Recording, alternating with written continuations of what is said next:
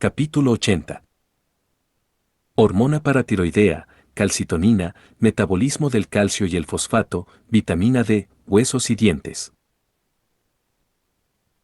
La fisiología del metabolismo del calcio y del fosfato, la formación del hueso y de los dientes, así como la regulación de la vitamina D, la hormona paratiroidea, PTH, y la calcitonina son procesos íntimamente relacionados. Por ejemplo, la concentración extracelular del ion calcio depende de la relación entre su absorción intestinal, su excreción renal y la captación y liberación ósea del calcio, todas las cuales están reguladas por las hormonas citadas. Debido a que las homeostasis del fosfato y del calcio están tan estrechamente asociadas, se expondrán en conjunto en este capítulo. Sinopsis de la regulación del calcio y el fosfato en el líquido extracelular y el plasma. En condiciones normales, la concentración de calcio en el líquido extracelular está regulada con gran exactitud y solo en situaciones infrecuentes varía más allá de un pequeño porcentaje respecto a su valor normal de aproximadamente 9,4 mg/dial, lo que equivale a 2,4 mol de calcio por litro. Este control preciso es esencial, debido a que el calcio desempeña un papel clave en muchos procesos fisiológicos, como la contracción del músculo esquelético, cardíaco y liso, la coagulación de la sangre y la transmisión de los impulsos nerviosos, por citar solo algunos. Las células excitables, como las neuronas, son muy sensibles a las modificaciones de la concentración de iones calcio, de manera que el aumento por encima de su valor normal, hipercalcemia, provoca una depresión progresiva del sistema nervioso. Por el contrario, la disminución de la concentración de calcio, hipocalcemia, causa excitación del sistema nervioso. Una característica importante de la regulación del calcio extracelular es que solo aproximadamente el 0,1% del calcio corporal total se localiza en el líquido extracelular, alrededor del 1% se encuentra en el interior de las células y sus orgánulos y el resto permanece almacenado en los huesos. Por tanto, los huesos pueden actuar como grandes reservorios, liberando calcio cuando disminuye la concentración del mismo en el líquido extracelular y almacenándolo en situaciones de exceso. Alrededor del 85% del fosfato corporal permanece almacenado en los huesos, del 14 al 15% es intracelular y menos del 1% se encuentra en el líquido extracelular. Aunque la concentración del fosfato en el líquido extracelular no está tan estrechamente regulada como la de calcio, el fosfato también desempeña funciones importantes y está controlado por muchos de los mismos factores que regulan el calcio. Calcio en el plasma y el líquido intersticial. El calcio existe en el plasma en tres formas, como se muestra en la figura 80-180-1, aproximadamente el 41%, 1 mol/L. Circula combinado con proteínas plasmáticas y en esta forma no se difunde a través de las membranas capilares. 2. Alrededor del 9% del calcio, 0,2 mol/L, difunde a través de las membranas capilares, pero está combinado con los aniones del plasma y los líquidos intersticiales, por ejemplo, citrato y fosfato, de una forma no ionizada, y 3. El 50% restante del calcio plasmático difunde a través de las membranas capilares y está ionizado. Figura 80-1 Distribución del calcio ionizado, KI, del calcio difusible pero no ionizado que forma complejos con aniones y del calcio no difusible unido a las proteínas del plasma. Por tanto, el plasma y los líquidos intersticiales contienen una concentración normal de ion calcio que se aproxima a 1,2 mol/L, 2,4 mEq/L, porque se trata de un ion divalente, lo que supone solo la mitad de su concentración plasmática total. Este calcio iónico es la forma de calcio importante para la mayor parte de las funciones del mismo en el organismo, incluidos los efectos sobre el corazón y el sistema nervioso, así como la formación de hueso. El fosfato inorgánico se encuentra en el plasma en dos formas principales, HPO4,2 y H2PO4. La concentración de HPO4,2 oscila en torno a 1,05 mol/L y la concentración de H2PO4, alrededor de 0,26 mol/L. Cuando la cantidad total de fosfato en el líquido extracelular se eleva, lo hace la cantidad de cada uno de estos dos tipos de iones fosfato. Además, cuando el pH del líquido extracelular se vuelve más ácido, se produce un aumento relativo del H2PO4 y un descenso del HPO4-2, mientras que lo contrario ocurre cuando el líquido extracelular se hace alcalino. Estas relaciones se expusieron al tratar del equilibrio ácido-básico en el capítulo 31. Debido a que es difícil determinar químicamente las cantidades exactas de HPO4-2 y de H2PO4 presentes en sangre, la cantidad total de fosfato se expresa por lo general en términos de miligramos de fósforo por decilitro, 100 mililitros, de sangre. La cantidad media total de fósforo inorgánico representada por ambos iones fosfato es aproximadamente de 4 mg/diagonal-diel y varía entre unos límites normales de 3 a 4 mg/diagonal-diel en los adultos y de 4 a 5 mg/diagonal-diel en los niños. Las variaciones de las concentraciones de fosfato en el líquido extracelular, entre un valor muy inferior al normal a 2 o 3 veces superior a la cifra normal, no tienen efectos corporales significativos inmediatos. Por el contrario, las elevaciones o descensos ligeros del calcio iónico en el líquido extracelular provocan con frecuencia efectos fisiológicos inmediatos y manifiestos. Además, la hipocalcemia o la hipofosfatemia crónicas reducen mucho la mineralización ósea, como se explicará más adelante en este capítulo. La hipocalcemia produce excitación del sistema nervioso y tetania. Cuando la concentración extracelular de iones calcio desciende a valores inferiores a los normales, el sistema nervioso se hace progresivamente más excitable, debido a que este fenómeno aumenta la permeabilidad de la membrana neuronal a los iones sodio y permite un inicio rápido de los potenciales de acción. Cuando la concentración plasmática de calcio iónico es aproximadamente un 50% menor de la normal, las fibras nerviosas periféricas se vuelven tan excitables que comienzan a descargar de manera espontánea, iniciando salvas de impulsos nerviosos que pasan a los músculos esqueléticos periféricos y provocan la contracción muscular tetánica. En consecuencia, la hipocalcemia provoca tetania. También causa, a veces, convulsiones por su acción de aumento de la excitabilidad cerebral. La figura 80-2 muestra la tetania de la mano, que habitualmente comienza antes que en la mayor parte de las restantes partes del cuerpo. Este signo se denomina espasmo carpopédio. Figura 80-2 tetania hipocalcémica de la mano, conocida como espasmo carpopédio. La tetania suele manifestarse cuando la concentración sanguínea de calcio desciende de su valor normal de 9,4 mg/diagonal-diel a 1,6 mg/diagonal-diel, cifra solo un 35% menor que la concentración normal de calcio, y, por lo general, los valores de alrededor de 4 mg/diagonal-diel son mortales. En los animales de experimentación, la hipocalcemia extrema causa otros efectos que rara vez se manifiestan en el ser humano. Estos efectos consisten en una dilatación notable del corazón, variaciones de las actividades enzimáticas celulares, aumento de la permeabilidad de la membrana de algunas células, además de las neuronas, y alteración de la coagulación sanguínea. La hipercalcemia reduce la actividad del sistema nervioso y del músculo.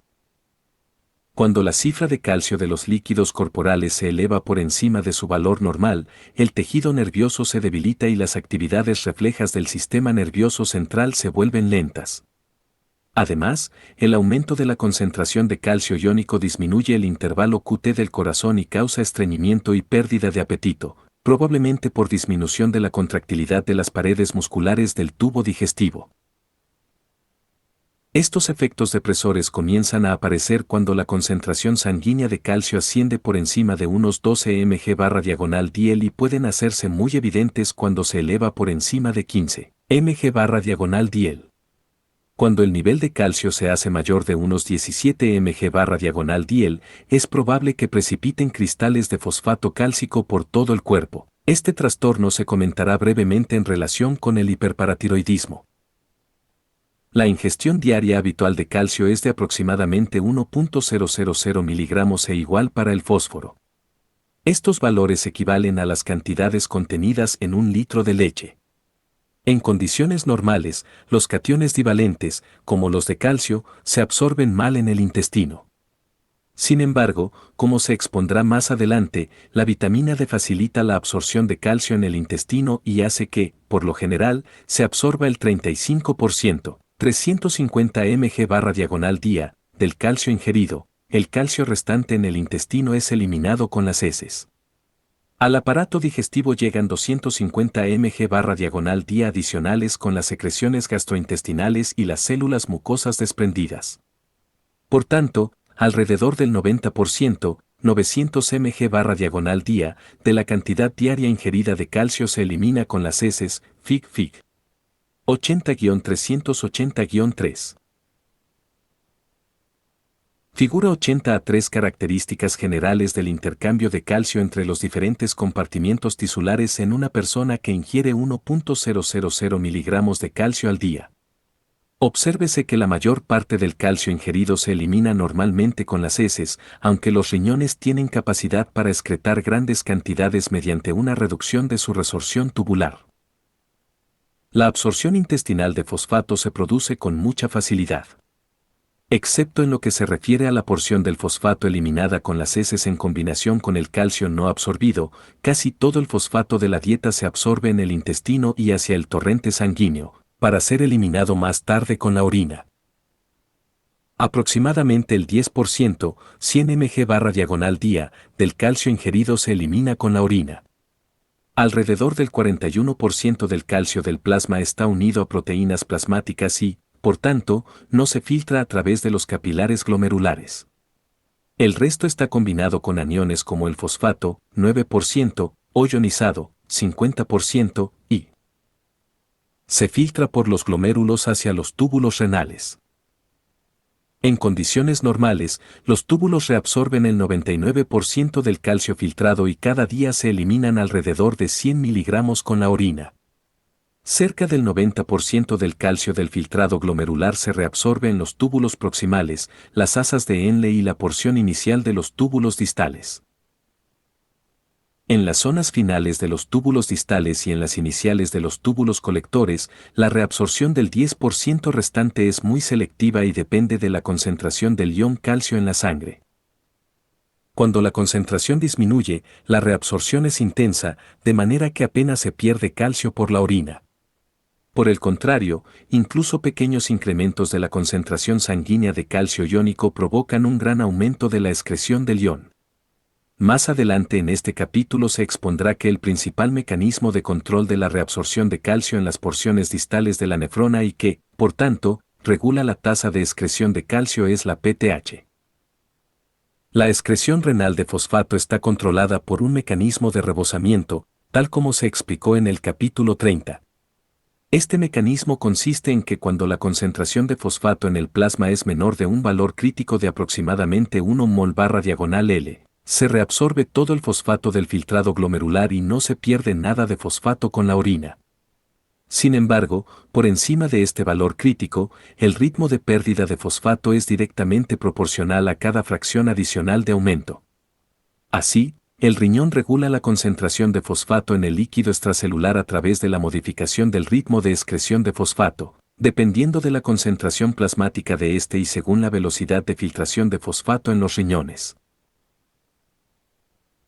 Por otra parte, como se expondrá más adelante en este capítulo, la PTH favorece en gran medida la excreción de fosfato por los riñones, desempeñando de esta manera un papel importante en el control de las concentraciones plasmáticas de fosfato y también de calcio. El hueso y su relación con el calcio y el fosfato extracelulares. El hueso se compone de una recia matriz orgánica que se fortalece notablemente gracias a los depósitos de sales de calcio. El hueso compacto promedio está compuesto en el 30% de su peso por matriz y en el 70% por sales. El hueso neoformado puede tener un porcentaje considerablemente mayor de matriz en relación con las sales. Matriz orgánica del hueso. La matriz orgánica del hueso está formada en el 90 al 95% por fibras de colágeno y el resto es un medio gelatinoso homogéneo denominado sustancia fundamental. Las fibras de colágeno se disponen fundamentalmente siguiendo las líneas de fuerza de tensión y confieren al hueso su gran resistencia a la tensión. La sustancia fundamental está compuesta por líquido extracelular al que se asocian proteoglucanos, sobre todo sulfato de condroitina y ácido hialurónico. La función precisa de cada uno de estos proteoglucanos se desconoce, pero se sabe que ayudan a controlar el depósito de sales de calcio. Sales óseas. Las sales cristalinas que se depositan en la matriz orgánica del hueso están compuestas principalmente por calcio y por fosfato. La fórmula de la principal sal cristalina, denominada hidroxiapatita, es la siguiente. Cada cristal, de unos 400 A de longitud, 10 a 30 A de espesor y 100 A de anchura, tiene forma de lámina larga y plana. La proporción relativa entre el calcio y el fósforo puede cambiar notablemente según las diferentes condiciones nutricionales, y el cociente calcio/diagonal fósforo varía según el peso corporal entre 1,3 y 2. En las sales óseas también existen iones magnesio, sodio, potasio y carbonato, aunque los estudios de difracción de rayos X no demuestran que formen cristales definidos. Por tanto, se cree que se conjugan con los cristales de hidroxiapatita en vez de organizarse por sí mismas en cristales independientes. Esta capacidad que tienen distintos tipos de iones de conjugarse con los cristales del hueso se extiende a muchos iones que en condiciones normales son ajenos a este, como el estroncio, el uranio, el plutonio, los otros elementos transuránidos, el plomo, el oro y otros metales pesados. El depósito de sustancias radiactivas en el hueso puede causar una irradiación prolongada de los tejidos óseos y, si se depositan en cantidad suficiente, pueden desarrollarse sarcomas osteogénicos, cáncer de hueso. Resistencia del hueso a la tensión y a la compresión. Cada fibra de colágeno del hueso compacto está compuesta por segmentos que se repiten con una periodicidad de 640 A en toda su longitud. Los cristales de hidroxiapatita están situados sobre cada segmento de la fibra y estrechamente ligados a ella. Este enlace íntimo evita la cizalladura del hueso, es decir, evita que los cristales y las fibras de colágeno se deslicen fuera de su posición, lo cual resulta esencial para proporcionar resistencia al tejido. Además, los segmentos de las fibras de colágeno se superponen entre sí, lo que hace que los cristales de hidroxiapatita se superpongan, a su vez, como los ladrillos en una pared. Las fibras colágenas de los huesos, como las de los tendones, tienen una gran resistencia a la tensión, mientras que las sales de calcio muestran gran resistencia a la compresión. La combinación de estas propiedades, más el grado de entrecruzamiento existente entre las fibras de colágeno y los cristales, proporciona una estructura ósea con resistencia extrema a la tensión y resistencia a la compresión. Precipitación y absorción de calcio y fosfato en el hueso, equilibrio con los líquidos extracelulares. La sobresaturación de iones calcio y fosfato no se asocia a precipitación de hidroxiapatita en los líquidos extracelulares.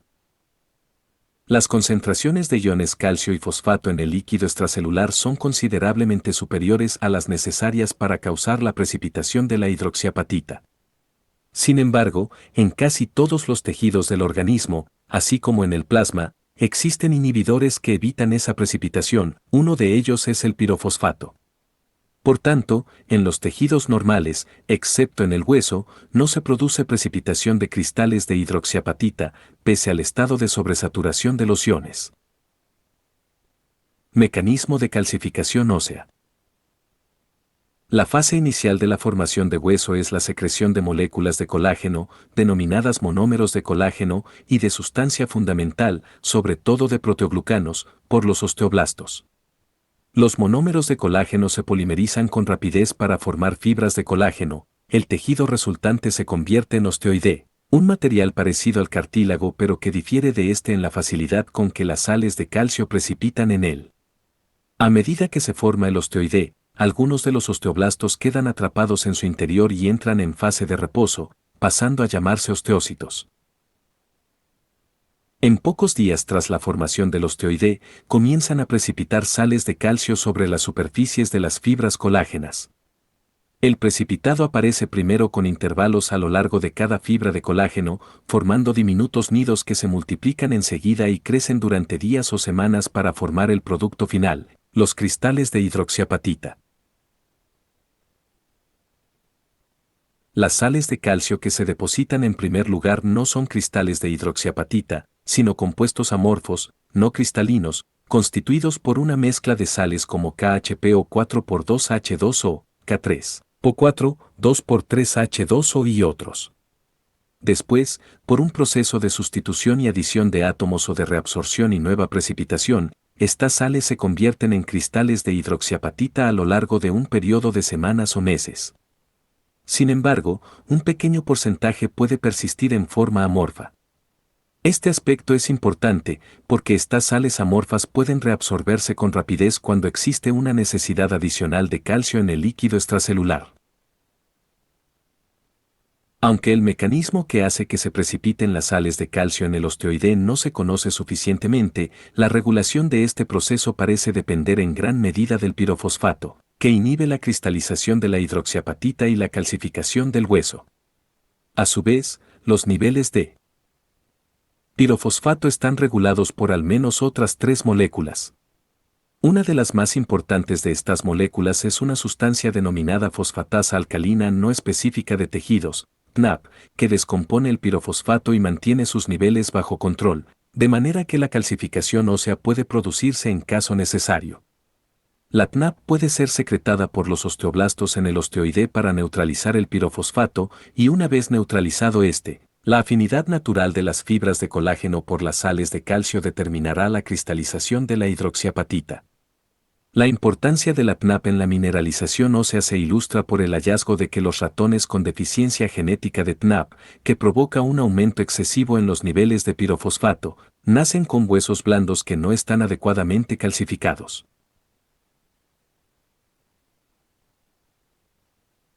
El osteoblasto secreta también al menos otras 2 sustancias que regulan la calcificación ósea: 1, nucleótido pirofosfatasa fosfodiesterasa 1, NPP1, que produce pirofosfato fuera de las células, y 2, proteína de la anquilosis, ANK, que contribuye a la reserva extracelular de pirofosfato mediante su transporte desde el interior a la superficie de la célula.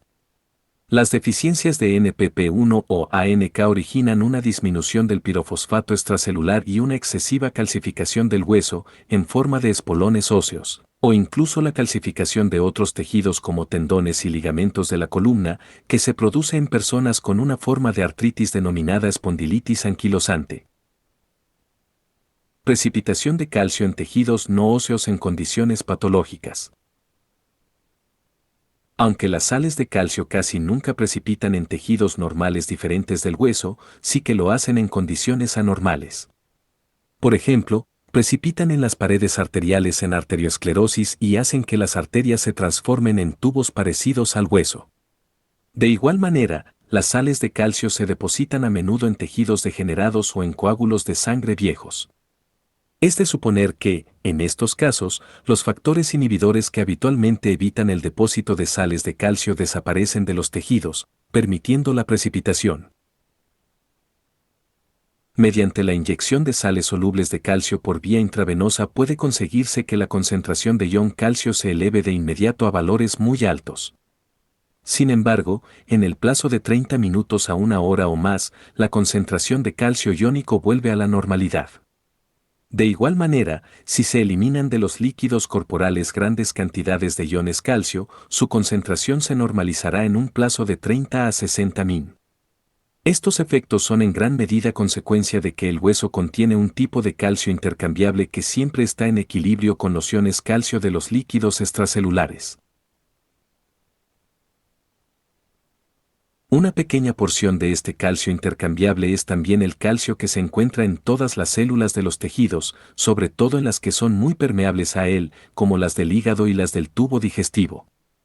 Sin embargo, la mayor parte del calcio intercambiable está en el hueso. En estado normal, supone entre el 0,4 y el 1% de todo el calcio óseo. Este calcio está depositado en los huesos en una forma salina fácil de movilizar, como KHPO4 y otras sales amorfas de calcio. La importancia del calcio intercambiable es que brinda un mecanismo rápido de amortiguación para evitar que la concentración de calcio iónico de los líquidos extracelulares se eleve o descienda en situaciones transitorias de exceso o falta de disponibilidad de calcio. Depósito y resorción de hueso, remodelación del hueso. Depósito de hueso por los osteoblastos. Los osteoblastos depositan hueso de manera continua y este se absorbe también de forma continua en los lugares donde existen osteoclastos activos, Fig. 80-480-4. Los osteoblastos se encuentran en las superficies externas de los huesos y en las cavidades óseas. En todos los huesos vivos existe un pequeño grado de actividad osteoblástica, aproximadamente el 4% de todas las superficies óseas del adulto en cualquier momento, de forma que por lo menos algo de hueso nuevo se está formando siempre. Figura 80-4. Actividad osteoblástica y osteoclástica en el mismo hueso. Resorción de hueso, función de los osteoclastos. El hueso también experimenta una resorción continua por los osteoclastos, que son células fagocíticas, grandes, multinucleadas, con hasta 50 núcleos, derivadas de monocitos o células análogas a monocitos que se forman en la médula ósea. En el adulto sano, la actividad de los osteoclastos afecta a menos del 1% de las superficies óseas. Más adelante en este capítulo veremos cómo la PTH controla la actividad absortiva de los osteoclastos. Histológicamente, la resorción de hueso se produce en la inmediata vecindad de los osteoclastos. Se cree que el mecanismo de esta resorción es el siguiente: los osteoclastos emiten proyecciones análogas a vellosidades hacia el hueso, formando lo que se conoce como un borde fruncido contiguo al hueso, Fig. 80-580-5. Las vellosidades secretan dos tipos de sustancias: 1. Enzimas proteolíticas, liberadas de los lisosomas de los osteoclastos, y 2. Varios ácidos, como el ácido cítrico y el ácido láctico, liberados por las mitocondrias y las vesículas secretoras. Las enzimas digieren o disuelven la matriz orgánica del hueso y los ácidos disuelven las sales óseas. Las células osteoclásticas también ingieren por fagocitosis diminutas partículas de matriz ósea y de cristales, que se acaban disolviendo y liberando hacia la sangre. Figura 80-5. Resorción ósea por los osteoclastos. La hormona paratiroidea, PTH, se une a los receptores en los osteoblastos para formar el activador de receptor para el ligando B del factor nuclear, RANKL, y liberar el factor estimulador de colonias de macrófagos, MCSF.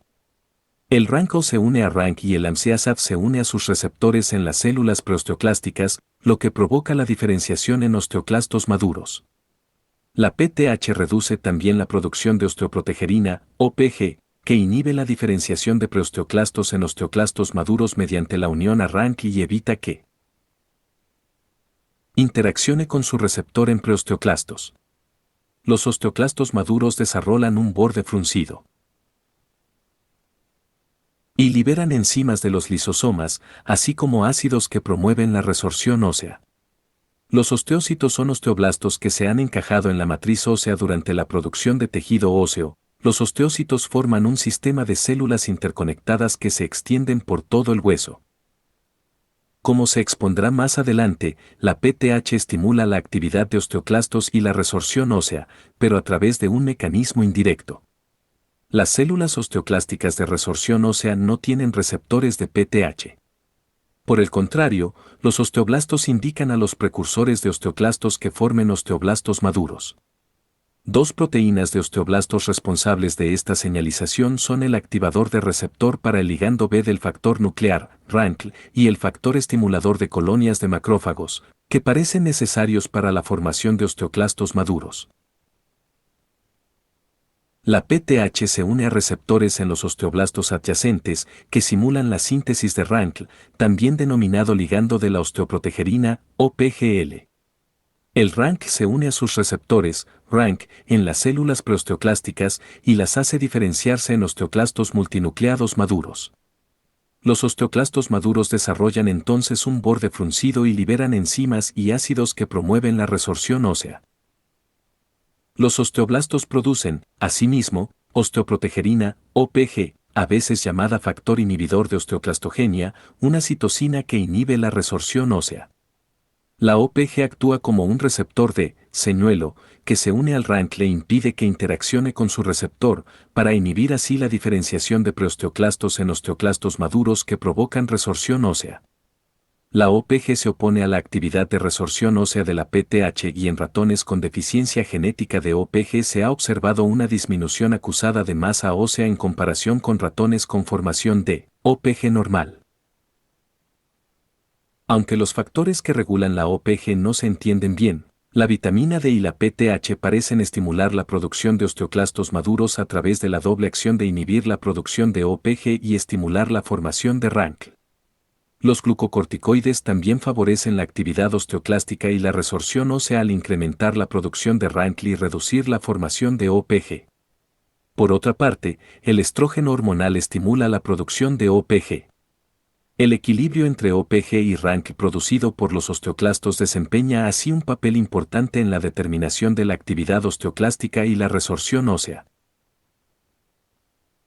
La importancia terapéutica de la ruta OPG-RANKL se encuentra en la actualidad en fase de aprovechamiento. Los nuevos fármacos que emulan la acción de OPG mediante el bloqueo de la interacción de RANKL con su receptor parecen de utilidad para tratar pérdida ósea en mujeres posmenopáusicas y en algunos pacientes con cáncer de huesos. Equilibrio entre el depósito y la resorción de hueso.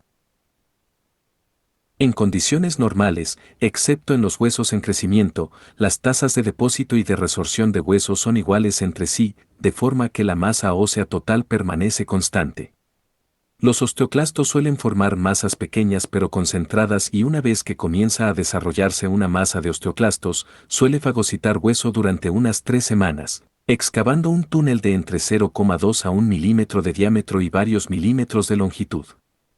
Al cabo de este tiempo, los osteoclastos desaparecen y en su lugar aparecen osteoblastos que invaden el túnel, entonces comienza a desarrollarse hueso nuevo. El depósito de hueso continúa durante varios meses y el hueso nuevo se va depositando en sucesivas capas concéntricas, laminillas, en las superficies internas de la cavidad hasta que se rellena el túnel. El depósito de hueso nuevo cesa cuando el hueso comienza a invadir los vasos sanguíneos que riegan el área.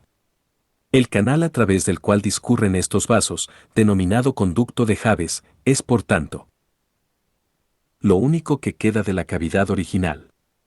Cada nueva área de hueso depositada de esta manera se denomina osteona, tal como se muestra en la figura 80-680-6. Figura 80A6 estructura del hueso.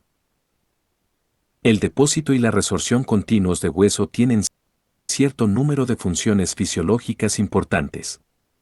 En primer lugar, el hueso suele adaptar su resistencia al grado de tensión al que se encuentra sometido. En consecuencia, el hueso aumenta de espesor cuando está sometido a cargas importantes.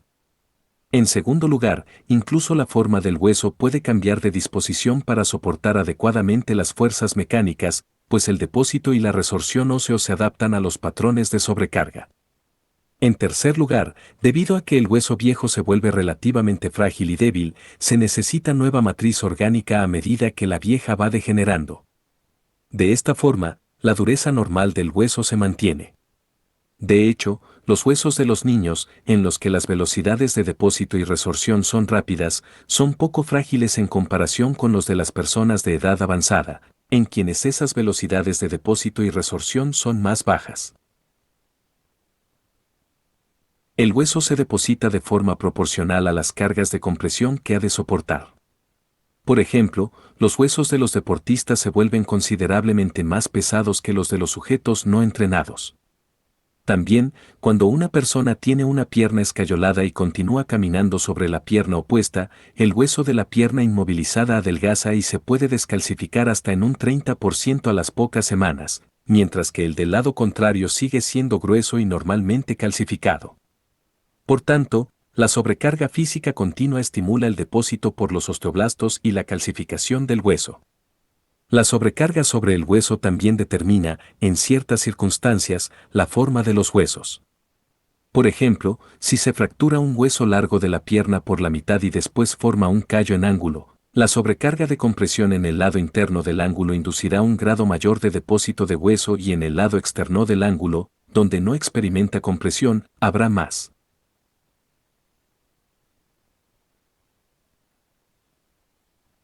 Resorción. Al cabo de muchos años de depósito en el lado interno del hueso angulado y de resorción en La parte externa, el hueso puede quedar casi recto, sobre todo en los niños, dada la rapidez de la remodelación ósea en las edades más jóvenes. La reparación de una fractura activa los osteoblastos. La fractura de un hueso activa al máximo todos los osteoblastos periósticos e intraóseos implicados en la misma. También se forman cantidades importantes de nuevos osteoblastos de forma casi inmediata a partir de las denominadas células osteoprogenitoras, que son células precursoras del hueso existentes en el tejido superficial que reviste al hueso, conocido como periósteo. Por tanto, en poco tiempo, se forma entre los dos extremos de la fractura una gran protuberancia de tejido osteoblástico y nueva matriz orgánica ósea, seguida al poco tiempo del depósito de sales de calcio. Esta protuberancia se denomina callo. Muchos traumatólogos utilizan el fenómeno de la sobrecarga ósea para acelerar la velocidad de consolidación de las fracturas. Esta aceleración se consigue mediante aparatos especiales de fijación mecánica que mantienen unidos los extremos del hueso roto, de forma que el paciente puede continuar utilizando el hueso de inmediato. Esto provoca sobrecarga sobre los extremos opuestos de los huesos rotos, lo que acelera la actividad osteoblástica en el foco de la fractura y, con frecuencia, acorta el periodo de convalecencia. La vitamina D ejerce un potente efecto facilitador de la absorción de calcio en el tubo digestivo, también tiene importantes efectos tanto sobre el depósito como sobre la resorción de hueso, como veremos más adelante. Sin embargo, la vitamina D no es, por sí misma, la sustancia activa que provoca estos efectos. Por el contrario, la vitamina D debe convertirse primero, mediante reacciones sucesivas en el hígado y en el riñón, en el producto final activo, el 1,25-dihidroxicolecalciferol. También denominado 1,25 o 2 de 3.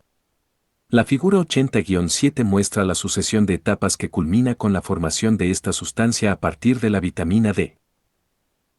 Figura 80-7 activación de la vitamina D3 para formar 1,25-dihidroxicolecalciferol y efecto de la vitamina D en el control de la concentración plasmática de calcio.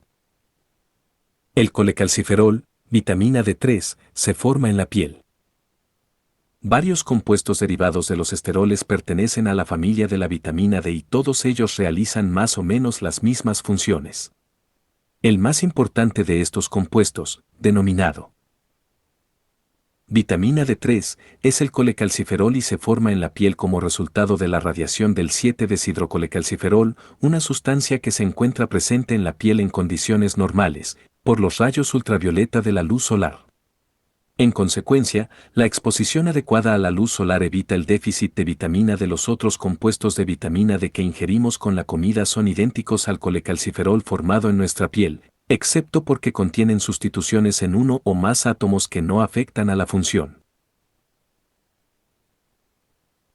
El primer paso de la activación del colecalciferol es su conversión en 25-hidroxicolecalciferol, que tiene lugar en el hígado. El proceso está limitado, debido a que el 25-hidroxicolecalciferol ejerce un efecto inhibidor mediante retroalimentación sobre las reacciones de conversión. Este efecto de retroalimentación tiene una importancia extrema por dos razones.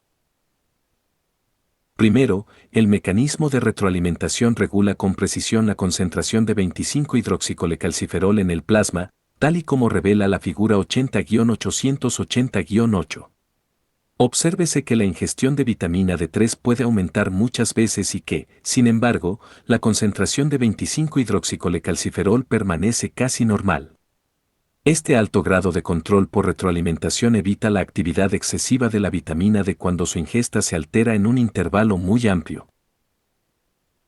Figura 80-8 efecto del aumento de la ingesta de vitamina D3 sobre la concentración plasmática de 25-hidroxicolecalciferol. Esta figura demuestra que las modificaciones extremas de la ingestión de vitamina D, hasta 2,5 veces lo normal, tienen escaso efecto sobre la cantidad final de vitamina D activada que se forma. La deficiencia de vitamina D activada tiene lugar únicamente a niveles muy bajos de ingestión de vitamina D. Segundo, esta conversión controlada de vitamina D3 en 25-hidroxicolecalciferol conserva la vitamina D almacenada en el hígado para su utilización futura. Una vez que la vitamina D3 ha sido transformada, el 25-hidroxicolecalciferol solo persiste en el organismo durante unas cuantas semanas, mientras que en su forma de vitamina D puede ser almacenada en el hígado durante muchos meses. Formación de 1,25-dihidroxicolecalciferol en los riñones y su control por la hormona paratiroidea. La figura 80-7 muestra también la conversión del 25-hidroxicolecalciferol en 1,25-dihidroxicolecalciferol en los túbulos renales proximales.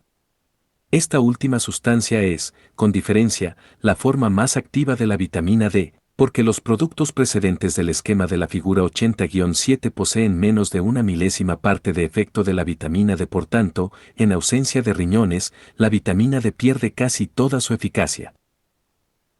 Obsérvese también en la figura 80-7 que la conversión de 25-hidroxicolecalciferol en 1,25-dihidroxicolecalciferol requiere la presencia de la hormona paratiroidea, PTH. En ausencia de esta hormona, no se forma casi nada de 1,25-dihidroxicolecalciferol. Por tanto, la PTH desempeña un papel fundamental a la hora de determinar los efectos funcionales de la vitamina D en el organismo. Dihidroxicolecalciferol. La figura 80-9 muestra que la concentración plasmática de 1,25-dihidroxicolecalciferol está en relación inversa con la concentración plasmática de calcio. Existen dos razones para este efecto. En primer lugar, el propio ion calcio ejerce un discreto efecto negativo sobre la conversión de 25-hidroxicolecalciferol en 1,25-dihidroxicolecalciferol. En segundo lugar, e incluso más importante, como veremos más adelante en este capítulo, el ritmo de secreción de PTH se suprime en gran medida cuando la concentración plasmática de calcio aumenta por encima de 9 a 10 mg/100 ml. Por tanto, con concentraciones de calcio inferiores a estos valores, la PTH promueve la conversión de 25-hidroxicolecalciferol en 1,25-dihidroxicolecalciferol en los riñones. Con concentraciones de calcio más elevadas se suprime la secreción de PTH y el 25-hidroxicolecalciferol se convierte en un compuesto diferente, el 24,25-dihidroxicolecalciferol, que prácticamente carece de efecto de vitamina D. Figura 80-9. Efecto de la concentración plasmática de calcio sobre la concentración plasmática de 1,25-dihidroxicolecalciferol. Este gráfico muestra que una ligera disminución de la concentración de calcio por debajo de su valor normal produce un aumento de la formación de vitamina D activada que, a su vez, potencia en gran medida la absorción intestinal del ion. Así pues, cuando la concentración plasmática de calcio es ya excesiva, la formación de 1,25-dihidroxicolecalciferol disminuye mucho. A su vez, la menor formación de 25-hidroxicolecalciferol reduce la absorción de calcio desde el intestino, los huesos y los túbulos renales, lo que hace que las concentraciones de calcio iónico desciendan hacia su nivel normal. La forma activa de la vitamina D, el 1,25-dihidroxicolecalciferol, tiene varios efectos sobre el intestino, los riñones y los huesos que incrementan la absorción de calcio y fosfato hacia el líquido extracelular y contribuyen a la regulación de estas sustancias mediante mecanismos de retroalimentación. Los receptores de vitamina D están presentes en la mayoría de las células del organismo y se sitúan principalmente en los núcleos de las células diana. Análogo a los receptores de esteroides y a la hormona tiroidea, el receptor de vitamina D tiene dominios de unión a hormonas y a ADN. El receptor de vitamina D forma un complejo con otro receptor intracelular, el receptor retinoide X, y este complejo se une a ADN y activa la transcripción en la mayoría de las situaciones. Sin embargo, en algunos casos la vitamina D suprime la transcripción. Aunque el receptor de vitamina D se une a varias formas de colecalciferol, su afinidad por 1,25-dihidroxicolecalciferol es aproximadamente 1,000 veces la de 25-hidroxicolecalciferol, lo que explica sus potencias biológicas relativas. Efecto hormonal, promotor de la vitamina D sobre la absorción intestinal de calcio. El 1,25-dihidroxicolecalciferol funciona como si fuera una hormona para promover la absorción intestinal de calcio. Favorece esta absorción sobre todo aumentando durante unos 2 días la formación de calvindina, una proteína fijadora de calcio, en las células epiteliales intestinales. Esta proteína actúa en el borde en cepillo de estas células. Así, el calcio se desplaza al interior del citoplasma celular. Luego ese calcio se desplaza después a través de la membrana basolateral de la célula por difusión facilitada. La velocidad de absorción de calcio es directamente proporcional a la cantidad de esta proteína fijadora de calcio. Además, esta proteína permanece en las células durante varias semanas después de que el 1,25-dihidroxicolecalciferol se haya eliminado del organismo, causando así un efecto prolongado sobre la absorción de calcio. Otros efectos del 1,25-dihidroxicolecalciferol que también pueden facilitar la absorción de calcio son 1. La formación de una adenosina trifosfatasa estimulada por el calcio en el borde en cepillo de las células epiteliales, y 2. La formación de una fosfatasa alcalina en las células epiteliales. Se desconocen los detalles precisos de todos estos efectos. La vitamina D facilita la absorción de fosfato en el intestino. El fosfato se absorbe con facilidad, a pesar de lo cual el flujo de fosfato a través del epitelio gastrointestinal está facilitado por la vitamina D. Se cree que esta mejora se debe a un efecto directo del 1,25-dihidroxicolecalciferol, pero es posible que más bien sea secundario a la acción de esta hormona sobre la absorción del calcio, y que éste, a su vez, actúe como mediador del transporte de fosfato. La vitamina D reduce la excreción renal de calcio y fosfato. La vitamina D también incrementa la reabsorción de calcio y fosfato por parte de las células epiteliales de los túbulos renales, lo que hace que la excreción de estas sustancias por la orina disminuya. No obstante, este efecto es débil y probablemente no tiene gran importancia en la regulación de las concentraciones de calcio y fosfato en el líquido extracelular.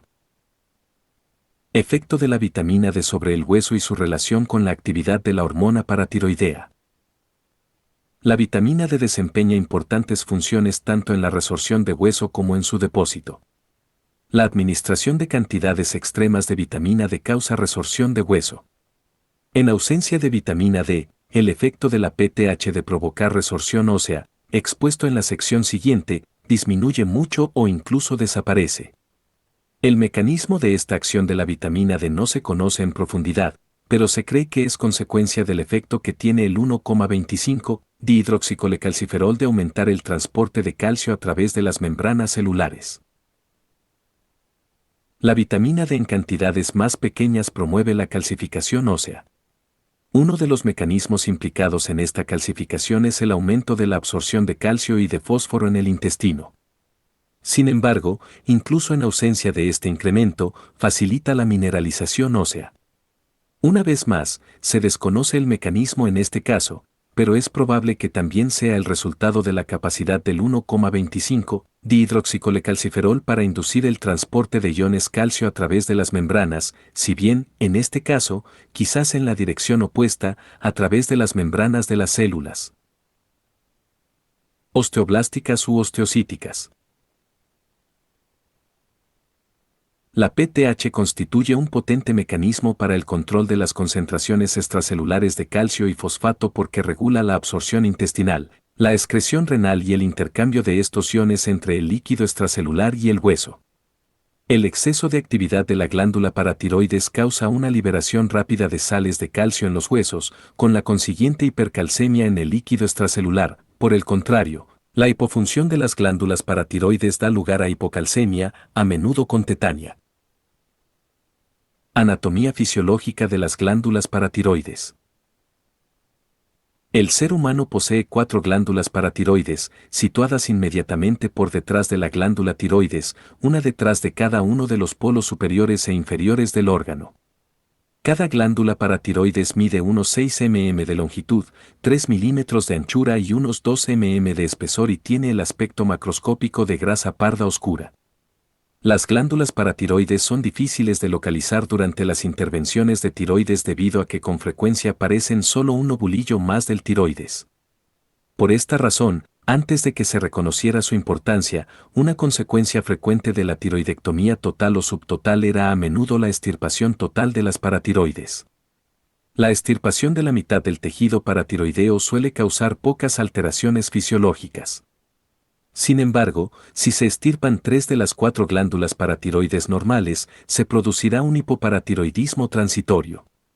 No obstante, basta con conservar una pequeña cantidad de tejido paratiroideo, porque normalmente es capaz de hipertrofiarse de forma satisfactoria para realizar todas las funciones de todas las glándulas.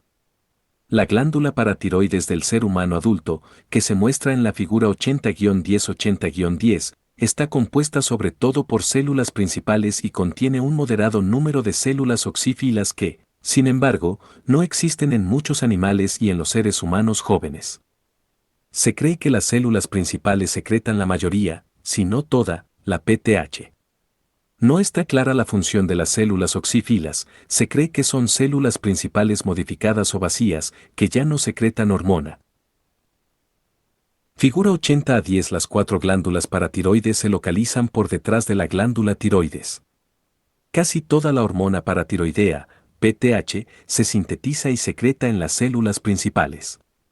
La función de las células oxífilas se desconoce, pero pueden ser células principales modificadas o vacías que han dejado de secretar PTH. La PTH, que se ha aislado en forma pura, se sintetiza en los ribosomas en forma de una preprohormona, una cadena polipeptídica de 110 aminoácidos. A continuación, esta preprohormona se divide y se convierte en una prohormona de 90 aminoácidos y después, en la hormona propiamente dicha, de 84 aminoácidos. En el retículo endoplásmico y el aparato de Golgi y, por último, se empaqueta en gránulos secretores en el citoplasma de las células. La hormona final tiene un peso molecular de alrededor de 9.500. También se han aislado de las glándulas paratiroides compuestos más pequeños de tan solo 34 aminoácidos contiguos al extremo N-terminal de la molécula que muestran actividad plena de PTH. De hecho, dado que los riñones eliminan con rapidez la hormona completa de 84 aminoácidos en un plazo de minutos, mientras que los fragmentos permanecen en la sangre durante horas, una gran proporción de la actividad hormonal se debe a estos fragmentos. Efecto de la hormona paratiroidea sobre las concentraciones de calcio y fosfato en el líquido extracelular. La figura 80-11 muestra los efectos aproximados sobre las concentraciones sanguíneas de calcio y de fosfato producidos por una infusión brusca de PTH en un animal de experimentación que se mantiene durante unas horas. Obsérvese que, al inicio de la infusión, la concentración del ion calcio comienza a elevarse y alcanza una meseta en unas 4H. Por otra parte, el descenso de la concentración de fosfato es más rápido que la elevación del calcio y alcanza su valor mínimo en 1 o 2 horas. El ascenso de la concentración de calcio se debe sobre todo a 2 efectos. 1. Un efecto de la PTH consistente en provocar la resorción del calcio y del fosfato del hueso, y 2. Un efecto rápido de la PTH consistente en reducir la excreción de calcio por los riñones. El descenso de la concentración de fosfato, por otra parte, se debe a un potente efecto de la PTH, que aumenta la excreción renal de este ion y que suele ser lo bastante marcado como para superar el aumento de la resorción de fosfato del hueso. Figura 80-11 modificaciones aproximadas de las concentraciones de calcio y fosfato durante las primeras 5 horas de infusión de hormona paratiroidea a velocidad moderada. La hormona paratiroidea moviliza la resorción de calcio y fosfato en el hueso. La PTH parece tener 2 efectos para movilizar el calcio y el fosfato en el hueso. Uno es una fase rápida que se inicia en minutos y aumenta progresivamente durante varias horas. Esta fase es el resultado de la activación de las células óseas ya existentes, sobre todo de los osteocitos, para provocar la liberación de calcio y de fosfato.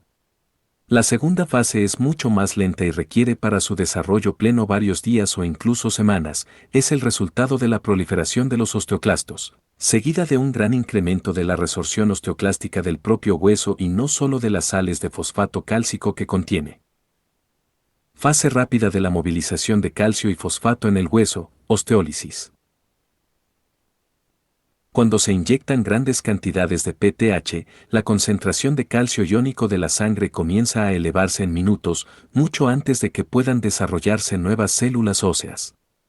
Estudios histológicos y fisiológicos han mostrado que la hormona paratiroidea provoca la liberación de las sales del hueso de dos zonas, 1, de la matriz ósea de la vecindad de los osteocitos del interior del hueso, y 2, la vecindad de los osteoclastos a lo largo de la superficie de hueso. En general, no se piensa en los osteoblastos y los osteocitos como causantes de la movilización de las sales del hueso, porque ambos tipos celulares son de naturaleza osteoblástica y, en condiciones normales, se asocian al depósito y calcificación del tejido óseo. Estudios recientes han demostrado, no obstante, que los osteoblastos y los osteocitos forman un sistema de células interconectadas que se extiende por el hueso y sobre todas las superficies óseas, excepto las pequeñas zonas superficiales adyacentes a los osteoclastos, v-Fig. 80-580-5. De hecho, prolongaciones largas y laminares se extienden de un osteócito a otro por toda la estructura ósea y estas prolongaciones también conectan con los osteocitos superficiales y los osteoblastos. Este extenso sistema se denomina sistema de membranas osteocíticas y se cree representa una membrana que separa al propio hueso del líquido extracelular. Entre la membrana osteocítica y el hueso existe una pequeña cantidad de líquido que se denomina simplemente líquido óseo. Los estudios experimentales indican que la membrana osteocítica bombea iones calcio desde el líquido óseo al líquido extracelular, creando una concentración de calcio en el líquido óseo que equivale solo a la tercera parte de la presente en el líquido extracelular. Cuando la bomba osteocítica se activa en exceso, la concentración de calcio del líquido óseo desciende todavía más y entonces se liberan sales de fosfato cálcico del hueso. Este efecto se denomina osteólisis y ocurre sin absorción de la matriz fibrosa ni del gel del hueso. Cuando la bomba se inactiva, la concentración de calcio del líquido óseo aumenta y las sales de fosfato cálcico se depositan de nuevo en la matriz. Ahora bien, ¿dónde encaja en este cuadro la PTH? En primer lugar, las membranas celulares de los osteoblastos y los osteocitos tienen proteínas receptoras que se unen a la PTH. Parece que la PTH puede provocar una activación enérgica de la bomba de calcio, provocando así la rápida extracción de los cristales de fosfato cálcico asociados a los cristales de hueso amorfos situados en la vecindad de las células. Se cree que la PTH estimula esta bomba a través del aumento de la permeabilidad al calcio del lado del líquido óseo de la membrana osteocítica, lo que permite que los iones calcio difundan al interior de las células de esta membrana desde el líquido óseo. Después, la bomba de calcio del otro lado de la membrana celular transfiere los iones calcio a lo largo del resto del camino hasta el líquido extracelular. Fase lenta de la resorción ósea y liberación de fosfato cálcico, activación de los osteoclastos.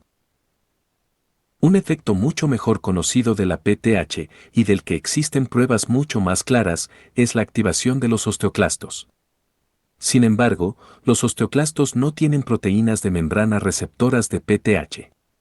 Por el contrario, se cree que los osteoblastos y osteocitos envían señales secundarias a los osteoclastos.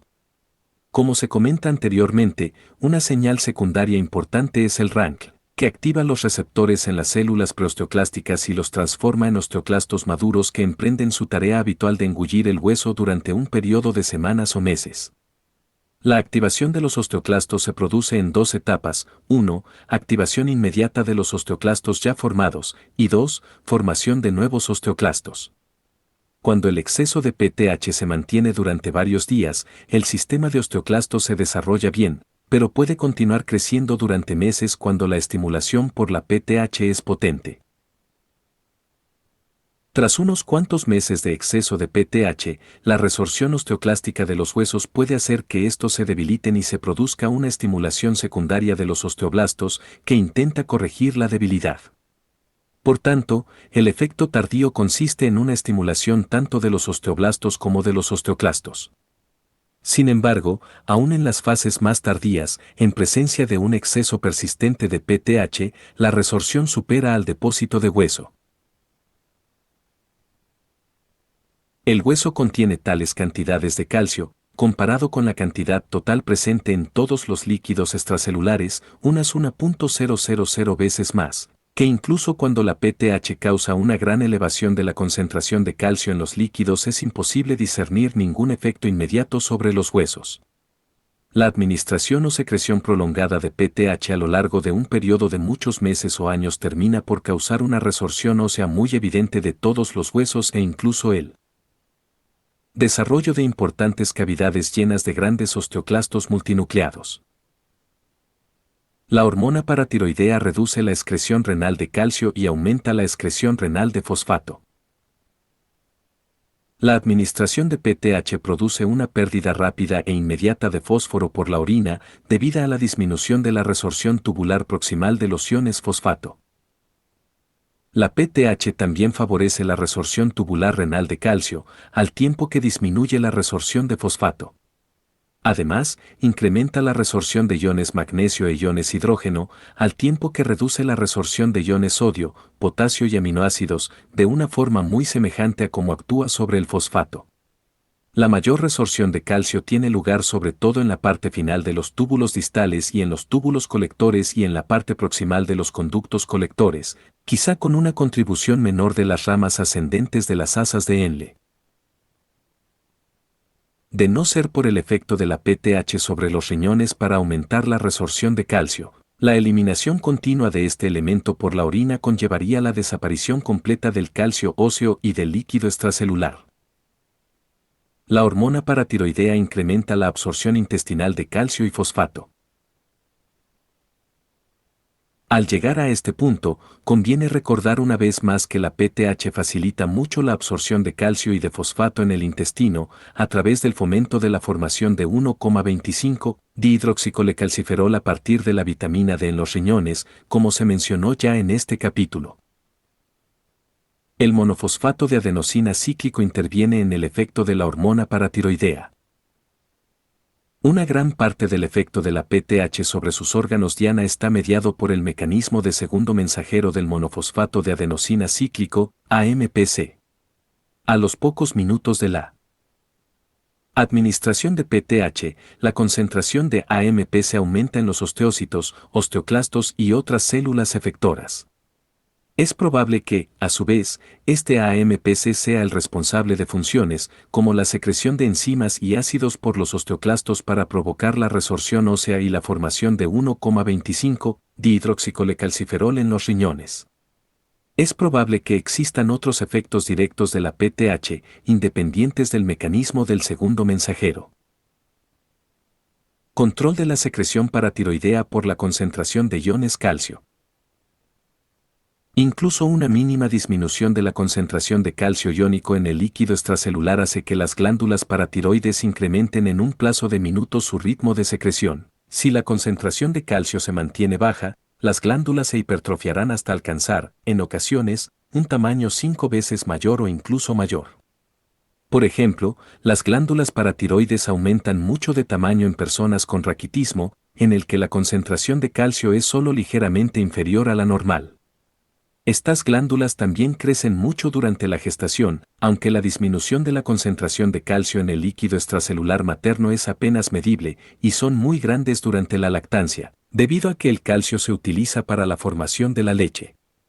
Por otra parte, cualquier situación que incremente la concentración de calcio iónico hasta cifras superiores a las normales reducirá la actividad y el tamaño de las glándulas paratiroides. Entre estas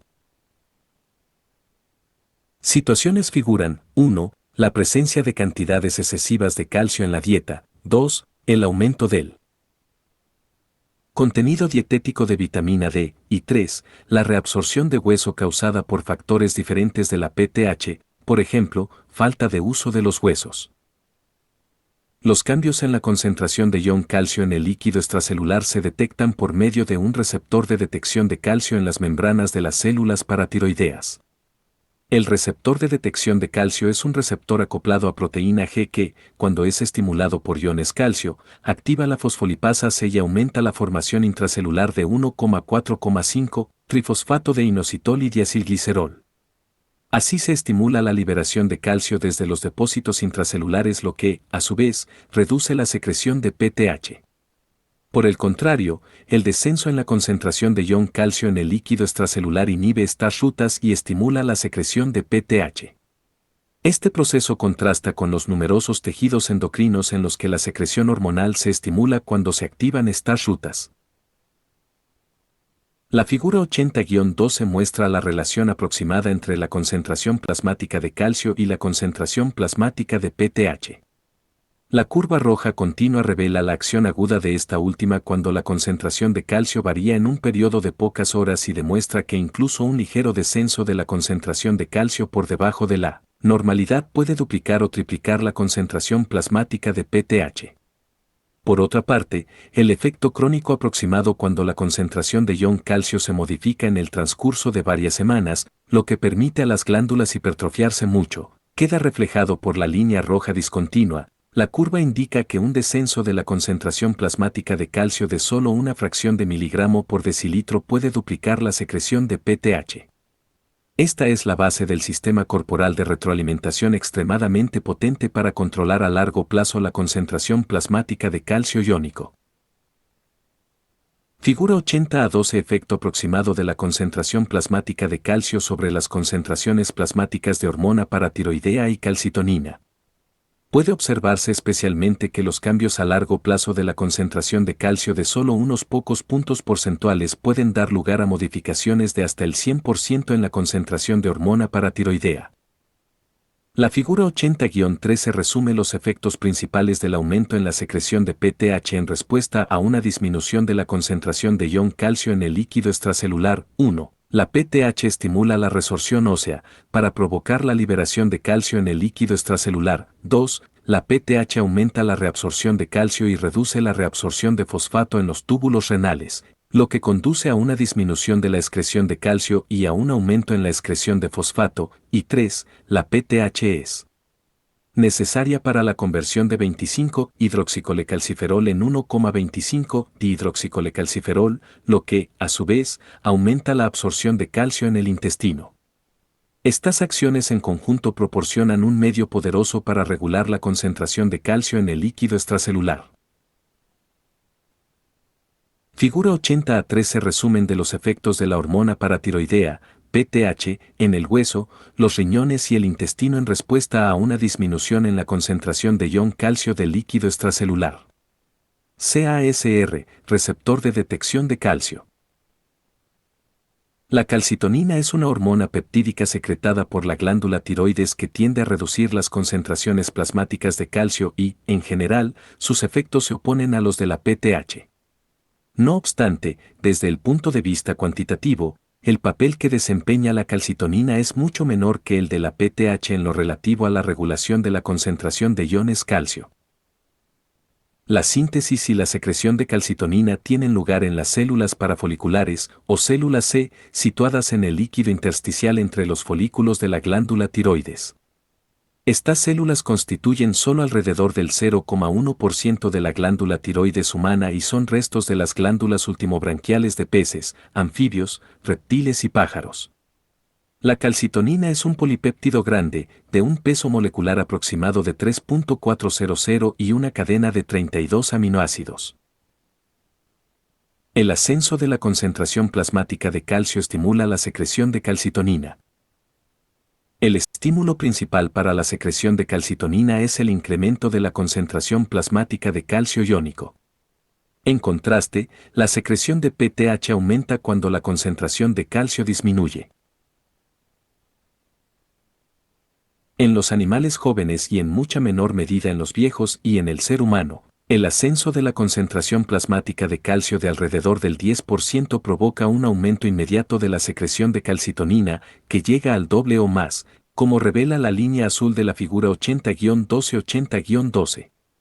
Se trata de un segundo mecanismo de retroalimentación hormonal para el control de la concentración de calcio iónico plasmático, aunque relativamente débil y que funciona en dirección opuesta al mecanismo de la PTH. La calcitonina reduce la concentración plasmática de calcio. La calcitonina reduce con rapidez la concentración de calcio iónico en algunos animales jóvenes a los pocos minutos de la inyección y al menos por dos mecanismos.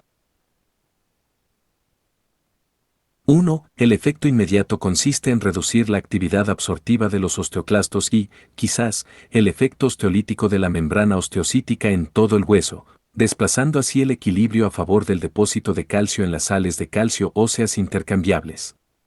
Este efecto es especialmente significativo en los animales jóvenes debido al rápido intercambio entre el calcio resorbido y el calcio depositado. 2. El segundo efecto de la calcitonina, más prolongado, consiste en reducir la formación de nuevos osteoclastos. También, debido a que la resorción osteoclástica del hueso induce secundariamente la actividad osteoblástica, cuando disminuye el número de osteoclastos, lo hace también la población de osteoblastos. Por tanto, cuando el efecto se prolonga durante mucho tiempo, el resultado neto es tan solo una gran reducción de la actividad osteoclástica y osteoblástica. En consecuencia, no existe un efecto prolongado significativo sobre la concentración plasmática de calcio iónico. Así pues, el efecto sobre el calcio plasmático es principalmente transitorio, ya que dura unas cuantas horas o, a lo sumo, unos pocos días. La calcitonina tiene también efectos menos importantes sobre la manipulación del calcio por los túbulos renales y el intestino. De nuevo, estos efectos se oponen a los de la PTH, pero cuantitativamente parecen tener tan poca importancia que rara vez se les tiene en cuenta. La calcitonina produce un efecto débil sobre la concentración plasmática de calcio en el ser humano adulto. La calcitonina solo tiene un efecto débil sobre la concentración plasmática de calcio y ello se explica por dos razones. En primer lugar, cualquier reducción inicial de la concentración de calcio iónico causada por la calcitonina lleva, en horas, a una poderosa estimulación de la secreción de PTH que casi supera al efecto de la primera. Tras una tiroidectomía, con la consiguiente supresión en la secreción de calcitonina, la concentración sanguínea de calcio iónico a largo plazo no presenta alteraciones cuantificables, lo que demuestra una vez más la superioridad del sistema de control de la PTH. En segundo lugar, en el adulto, los ritmos diarios de resorción y depósito de calcio son bajos e incluso, aunque la calcitonina reduzca la velocidad de absorción, el efecto sobre la concentración plasmática de calcio iónico seguirá siendo escaso. El efecto de la calcitonina en los niños es mucho más llamativo, pues la remodelación ósea es rápida en ellos, con una resorción y depósito de calcio de hasta 5 gramos diarios o más, lo cual supone entre 5 y 10 veces el calcio total en todo el líquido extracelular. También, en ciertas enfermedades óseas, como la enfermedad de Paget, en la que está muy acelerada la actividad osteoclástica, la calcitonina tiene un efecto mucho más potente a la hora de reducir la resorción de calcio. Resumen del control de la concentración de iones calcio.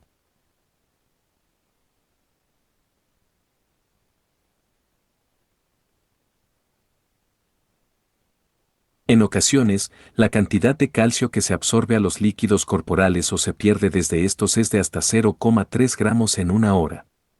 Por ejemplo, en casos de diarrea, pueden secretarse a los jugos intestinales varios gramos de calcio, que pasan al tubo digestivo y se pierden por las heces cada día. Por el contrario, con la ingestión de grandes cantidades de calcio, en especial cuando existe también un exceso de actividad de la vitamina D, una persona puede absorber hasta 0,3 gramos en una hora. Esta cifra contrasta con una cantidad total de calcio en todo el líquido extracelular de 1 gramo aproximadamente. La adición o sustracción de 0,3 gramos a una cantidad tan pequeña de calcio en el líquido extracelular provocarían una hiper- o hipocalcemia grave. Sin embargo, existe una primera línea de defensa que evita que esto ocurra, incluso antes de que tengan oportunidad de actuar los sistemas de retroalimentación de la PTH y de la calcitonina. Función amortiguadora del calcio intercambiable en los huesos, la primera línea de defensa. Las sales de calcio intercambiable de los huesos, ya mencionadas en este capítulo, son compuestos de fosfato cálcico amorfo, probablemente KHPO4 u otro compuesto similar unido de forma laxa al hueso y en equilibrio reversible con los iones calcio y fosfato del líquido extracelular. La cantidad de estas sales que está disponible para el intercambio supone entre el 0,5 y el 1% del conjunto de sales de calcio del hueso, un total de 5 a 10 G de calcio. Debido a lo fácil que resulta que estas sales intercambiables se depositen y que se vuelvan a disolver, un aumento de la concentración de iones calcio y fosfato en el líquido extracelular por encima de lo normal causará el depósito inmediato de sales intercambiables. A la inversa, una disminución de estas concentraciones provocaría la inmediata reabsorción de sal intercambiable. Este efecto rápido se explica porque los cristales del hueso amorfo son extremadamente pequeños y porque la superficie total de ellos expuesta a los líquidos del hueso es quizá de 40 áreas o más. Además, el 5% de toda la sangre fluye a través de los huesos cada minuto, lo que equivale a aproximadamente el 1% del total de líquido extracelular en cada minuto. Por tanto, alrededor de la mitad de cualquier exceso de calcio que aparezca en el líquido extracelular se eliminará por la acción amortiguadora de los huesos en unos 70 minutos. Además de la función amortiguadora de los huesos, las mitocondrias de muchos tejidos del organismo, sobre todo del hígado y del intestino, contienen una cantidad importante de calcio intercambiable, un total de unos 10 G en todo el cuerpo, que brinda un sistema amortiguador adicional para ayudar a mantener la constancia de la concentración en el líquido extracelular de calcio iónico. Control hormonal de la concentración de calcio iónico, la segunda línea de defensa. Al mismo tiempo que el mecanismo del calcio intercambiable de los huesos hace de amortiguador del calcio en el líquido extracelular, comienzan a actuar los sistemas hormonales de las glándulas paratiroides y de la calcitonina. Pasados de 3 a 5 min de un aumento agudo de la concentración de calcio iónico, el ritmo de secreción de PTH disminuye. Como ya se explicó, esto pone en marcha múltiples mecanismos destinados a reducir la concentración de calcio iónico hacia la normalidad. Por otra parte, a la vez que desciende la PTH, se eleva la calcitonina. En los animales jóvenes y, quizás, en el niño pequeño, pero probablemente poco en los adultos, la calcitonina induce un depósito rápido de calcio en los huesos, y tal vez en algunas células de otros tejidos. Por tanto, en animales muy jóvenes, el exceso de calcitonina puede hacer que una concentración elevada de ion calcio se normalice, quizá de una forma mucho más rápida que si actuara solo el mecanismo amortiguador del calcio intercambiable. En los casos de exceso o deficiencia prolongados de calcio, parece que solo el mecanismo de la PTH tiene una importancia real en el mantenimiento de una concentración normal de calcio iónico. Cuando una persona sufre una deficiencia dietética continua de calcio, a menudo la PTH puede estimular lo suficiente la resorción de calcio de los huesos como para mantener una concentración plasmática normal de calcio iónico durante un año o más, pero, en última instancia, también los huesos se quedan sin calcio. Por tanto, los huesos son, en realidad, un gran reservorio tampón de calcio que puede ser manipulado por la PTH. Sin embargo, cuando el reservorio óseo se agota o, de forma alternativa, se satura de calcio, el control a largo plazo de la concentración extracelular de calcio iónico depende por completo en las funciones de la PTH y de la vitamina D para la regulación de la absorción de calcio en el intestino y de la excreción de calcio por la orina. Fisiopatología de la hormona paratiroidea, la vitamina D y las enfermedades óseas. Cuando las glándulas paratiroides no secretan suficiente PTH, la resorción de calcio intercambiable por los osteocitos disminuye y los osteoclastos se inactivan casi por completo. Como consecuencia, disminuye tanto la liberación de calcio de los huesos que la concentración de calcio de los líquidos corporales desciende. Sin embargo, debido a que no se están liberando calcio y fosfato de los huesos, estos se mantienen resistentes. Cuando se extirpan repentinamente las glándulas paratiroides, la concentración sanguínea de calcio cae desde su valor normal de 9,4 a 6 o 7 mg/diagonal-dl en 2 a 3 días y la concentración sanguínea de fosfato puede duplicarse. Cuando se alcanza este valor tan bajo de calcio, aparecen los signos habituales de tetania. Entre los músculos del cuerpo especialmente sensibles al espasmo tetánico se encuentran los músculos laríngeos. El espasmo de estos músculos obstruye la respiración, causa habitual de muerte. En personas con tetania cuando no se procura el tratamiento adecuado. Tratamiento del hipoparatiroidismo con PTH y vitamina D. A veces se emplea PTH para tratar el hipoparatiroidismo.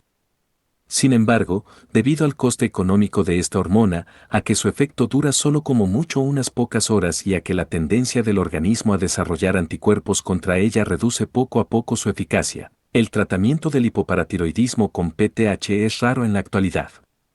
En la mayoría de los pacientes con hipoparatiroidismo, la administración de cantidades ingentes de vitamina D, de hasta 100.000 unidades diarias, junto con la ingestión de 1 a 2 g de calcio, bastará para mantener la concentración de calcio iónico en los límites normales.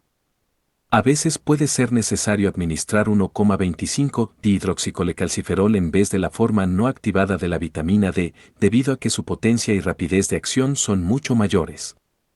Sin embargo, la administración de 1,25 dihidroxicolecalciferol puede causar también efectos adversos, porque a veces es difícil evitar la hiperactividad de esta forma activada de la vitamina D. En el hiperparatiroidismo primario, la alteración de las glándulas paratiroides causa una secreción excesiva e inadecuada de PTH. Con gran frecuencia, la causa del hiperparatiroidismo es un tumor de una de las glándulas paratiroides. Estos tumores son más frecuentes en las mujeres que en los varones o en los niños, principalmente porque el embarazo y la lactancia estimulan las glándulas paratiroides y las predisponen al desarrollo de estas neoplasias. El hiperparatiroidismo induce una actividad osteoclástica extrema en los huesos, con la consiguiente elevación de la concentración de calcio iónico en el líquido extracelular, a la vez que suele disminuir la concentración de iones fosfato por aumento de la excreción renal de fosfato. Enfermedad ósea en el hiperparatiroidismo. Aunque en personas con hiperparatiroidismo leve se puede depositar hueso nuevo con la suficiente rapidez como para compensar el aumento de la resorción osteoclástica del hueso, en el hiperparatiroidismo grave la actividad osteoclástica supera pronto al depósito osteoblástico y el hueso puede ser devorado casi por completo. De hecho, la razón por la que los pacientes con hiperparatiroidismo consultan al médico es, con frecuencia, una fractura ósea. Las radiografías óseas muestran una descalcificación extensa y, en ocasiones, grandes áreas quísticas en sacabocados que están llenas de osteoclastos y constituyen los llamados tumores osteoclásticos de células gigantes. Los huesos debilitados pueden sufrir múltiples fracturas por pequeños traumatismos, sobre todo en las zonas donde se han desarrollado quistes. La enfermedad quística del hueso en el hiperparatiroidismo recibe el nombre de osteitis fibrosa quística. La actividad osteoblástica de los huesos también aumenta mucho en un intento vano de formar suficiente hueso nuevo para compensar la destrucción del hueso viejo asociada a la actividad osteoclástica. Cuando los osteoblastos se activan, secretan grandes cantidades de fosfatasa alcalina. Por tanto, uno de los hallazgos diagnósticos importantes del hiperparatiroidismo es una concentración elevada de fosfatasa alcalina en el plasma.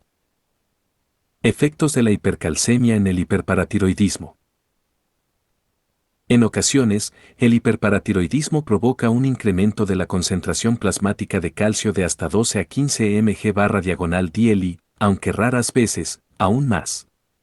Los efectos de estos valores tan altos de calcio, ya expuestos en este capítulo, son depresión del sistema nervioso central y periférico, debilidad muscular, estreñimiento, dolor abdominal, úlcera péptica, anorexia y disminución de la relajación cardíaca durante la diástole.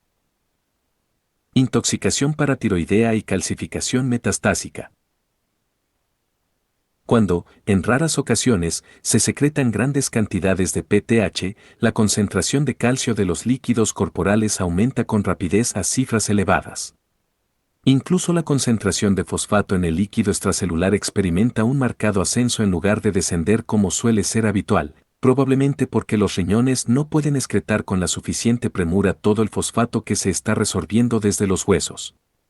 Por tanto, se produce una gran sobresaturación de calcio y de fosfato en los líquidos corporales y comienzan a depositarse cristales de fosfato cálcico, KHPO4, en los alvéolos pulmonares, los túbulos renales, la glándula tiroides, la zona productora de ácido de la mucosa gástrica y las paredes arteriales de todo el cuerpo.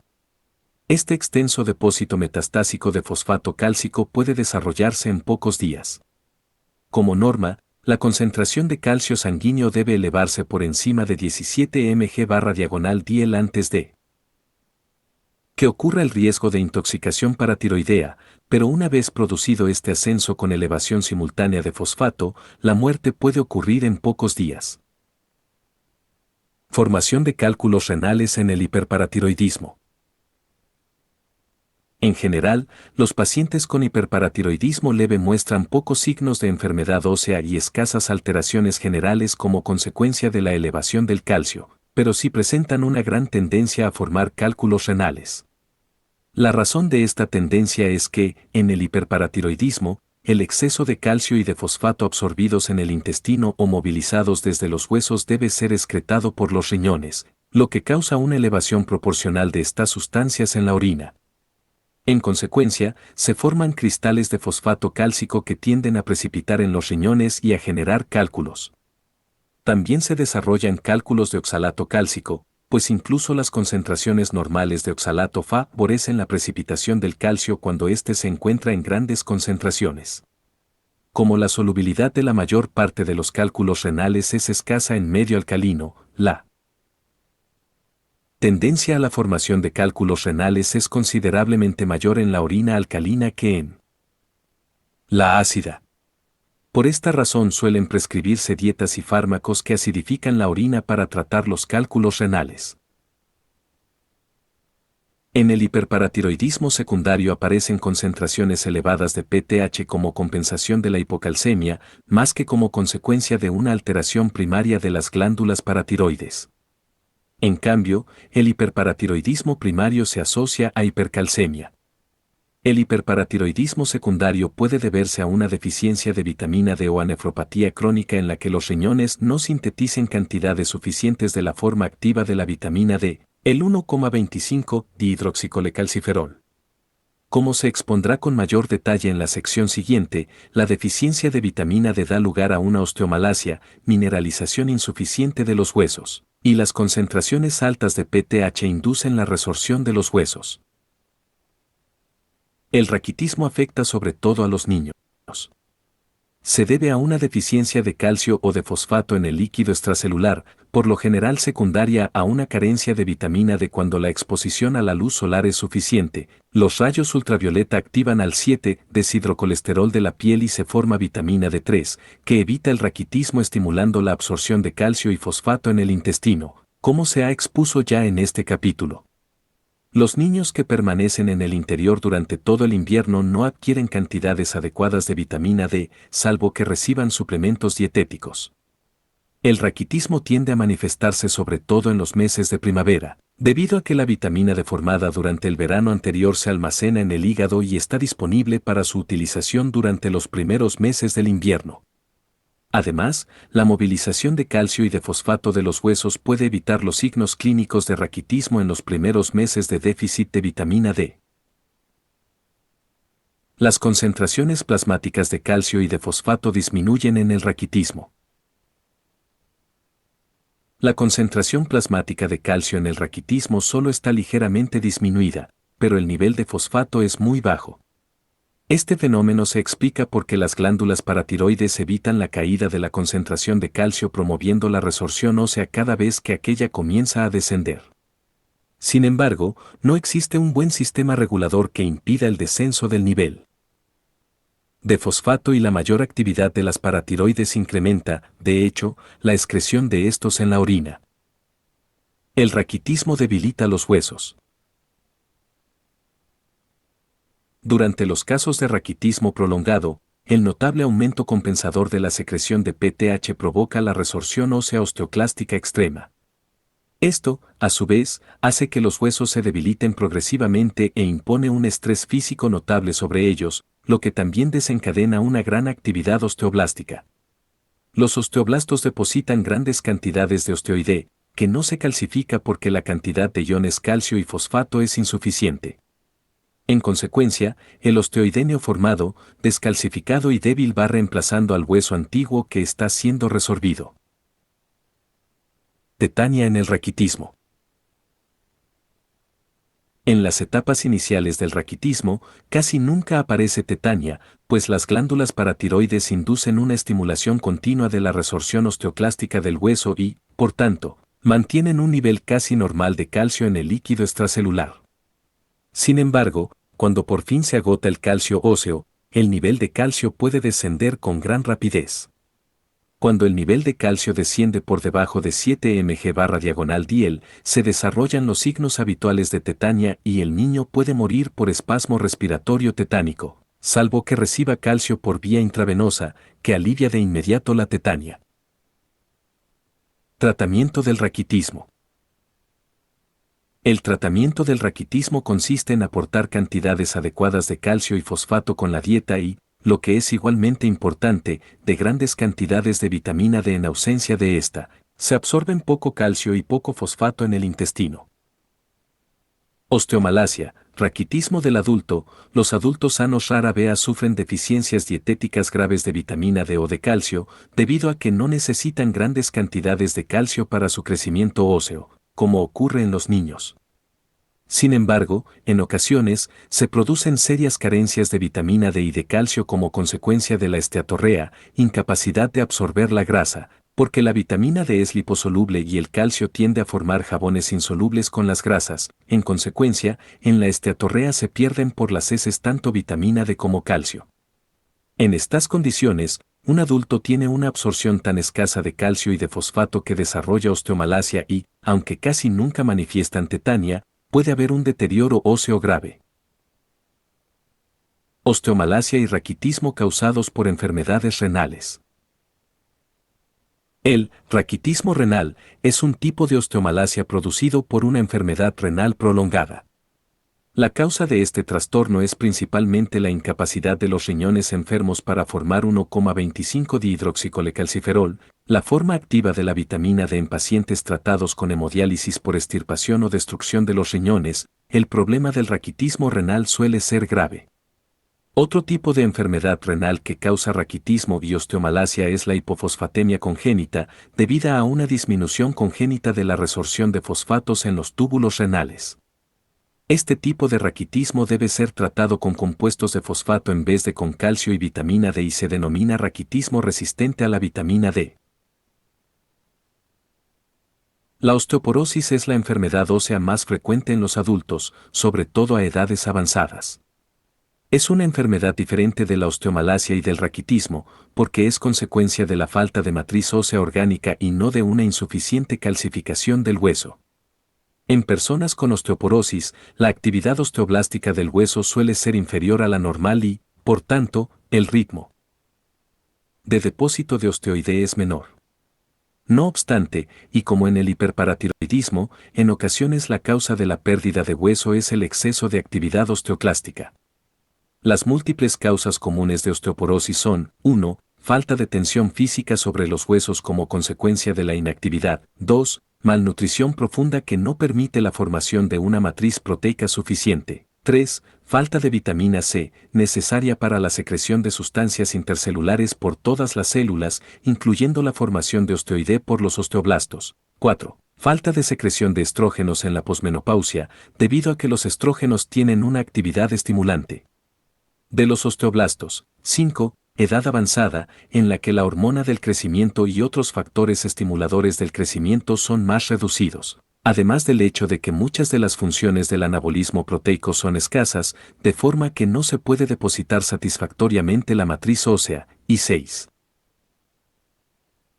Síndrome de Cushing, debido a que las cantidades masivas de glucocorticoides secretados en esta enfermedad reducen el depósito de proteínas por todo el cuerpo y aumentan el catabolismo proteico y tienen el efecto específico de deprimir la actividad osteoblástica. Por tanto, muchas enfermedades con alteraciones del metabolismo proteico pueden causar osteoporosis. Los dientes cortan, trituran y mezclan los alimentos que comemos.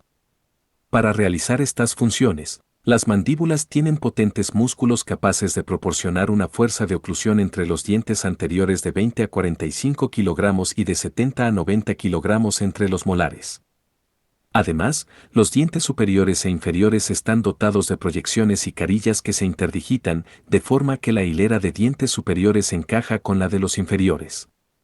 Este encaje se denomina oclusión y permite que incluso partículas pequeñas de comida sean atrapadas y molidas entre las superficies dentarias.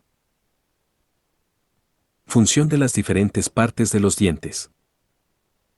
La figura 80-14 muestra el corte sagital de un diente con sus principales partes funcionales, el esmalte, la dentina, el cemento y la pulpa.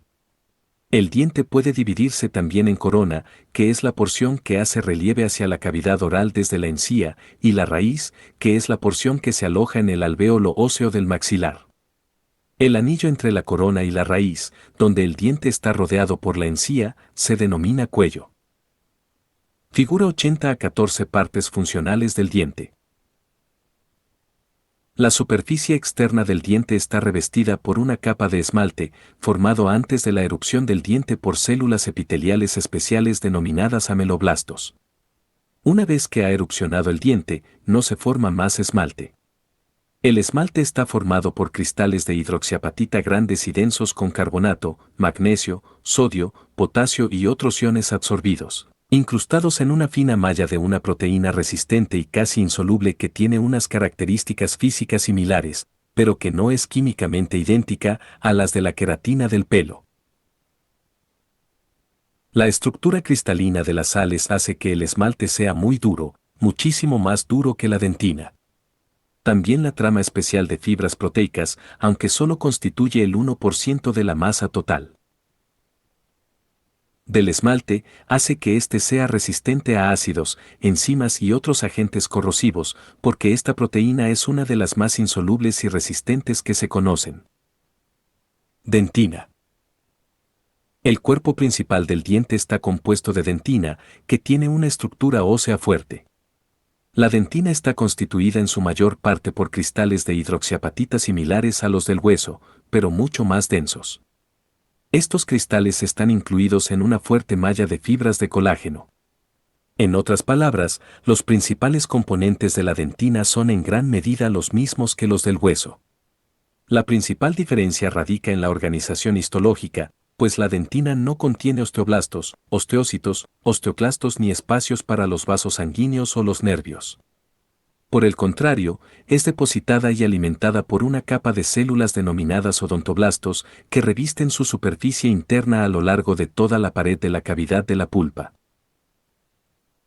Las sales de calcio de la dentina la hacen muy resistente a las fuerzas de compresión, mientras que las fibras colágenas la hacen dura y resistente a las fuerzas de tensión que pueden generarse cuando los dientes chocan contra objetos sólidos.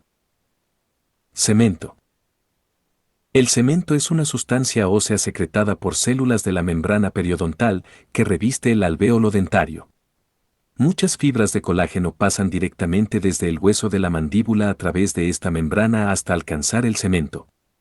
Estas fibras de colágeno y el cemento mantienen el diente en su posición. Cuando los dientes están sometidos a una tensión excesiva, la capa de cemento se hace más gruesa y resistente. También aumenta de espesor y resistencia con la edad, haciendo que los dientes estén anclados con más firmeza en las mandíbulas cuando se alcanza la edad adulta y después. Pulpa. La cavidad interna de cada diente está llena de pulpa, compuesta por tejido conjuntivo con abundante provisión de fibras nerviosas, vasos sanguíneos y linfáticos. Las células que revisten la cavidad de la pulpa son los odontoblastos, que durante los años de formación del diente depositan la dentina y que al mismo tiempo van comprimiendo cada vez más la cavidad y haciéndola más pequeña.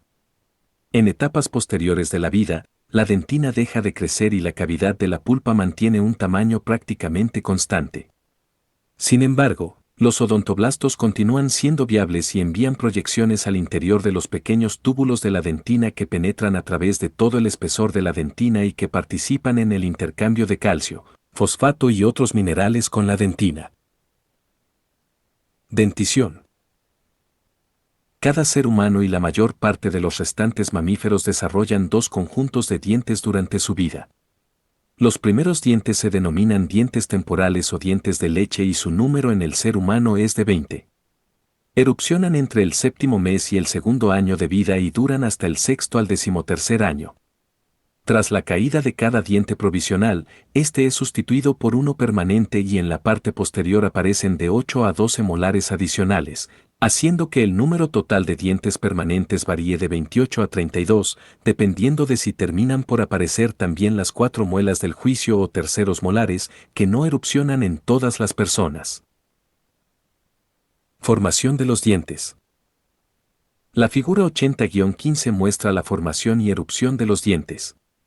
En la figura 80-15 puede verse la invaginación del epitelio bucal que forma la lámina dentaria, a la que sigue el desarrollo del órgano productor del diente. Las células epiteliales de la parte superior dan origen a los ameloblastos, que generan el esmalte de la parte externa del diente. Las células epiteliales de la zona inferior se invaginan hacia arriba, hacia la parte media del diente, para constituir la cavidad de la pulpa y los odontoblastos que secretan la dentina. Por tanto, el esmalte se forma desde fuera del diente y la dentina, desde dentro, dando lugar a un diente precoz, como el ilustrado en la figura 80-15b. Figura 80-15a. Órgano primordial del diente. B. Diente en desarrollo. C. Diente en erupción. Al principio de la niñez, los dientes comienzan a hacer relieve hacia afuera, a través del epitelio bucal, hacia la cavidad bucal. La causa que desencadena la erupción se desconoce, pero se han propuesto varias teorías para explicar el fenómeno.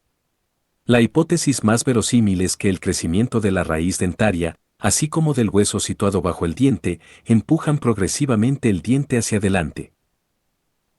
Durante la vida embrionaria, se constituye también un órgano formador de diente en la lámina dentaria más profunda por cada diente permanente que deba surgir una vez desprendidos los dientes temporales. Estos órganos formadores de diente se constituyen poco a poco en los dientes permanentes, entre los 6 y los 20 años de la vida. Cuando cada diente permanente está completamente formado, también él, como el diente temporal, empuja hacia afuera a través del hueso. Al hacerlo, erosiona la raíz del diente provisional y termina por hacer que éste se afloje y caiga. Poco tiempo después, el diente permanente erupciona para ocupar el lugar del anterior. Factores metabólicos del desarrollo dentario. La tasa de desarrollo y la velocidad de erupción de los dientes pueden acelerarse tanto por las hormonas tiroideas como por la hormona del crecimiento. El depósito de sales en los dientes en formación temprana depende también, en gran medida, de diversos factores metabólicos, como la disponibilidad de calcio y de fosfato de la dieta, la cantidad de vitamina D presente y el ritmo de secreción de PTH. Si todos estos factores son normales, la dentina y el esmalte serán sanos, pero si son deficientes, la calcificación de los dientes también será defectuosa, de forma que los dientes serán anormales durante toda la vida. Intercambio mineral en los dientes. Las sales de los dientes, como las de los huesos, consisten en hidroxiapatita con carbonatos absorbidos y diversos cationes unidos en una estructura cristalina dura. También se depositan continuamente sales nuevas mientras se absorben las antiguas, igual que sucede en el hueso. El depósito y la absorción ocurren sobre todo en la dentina y el cemento y apenas en el esmalte.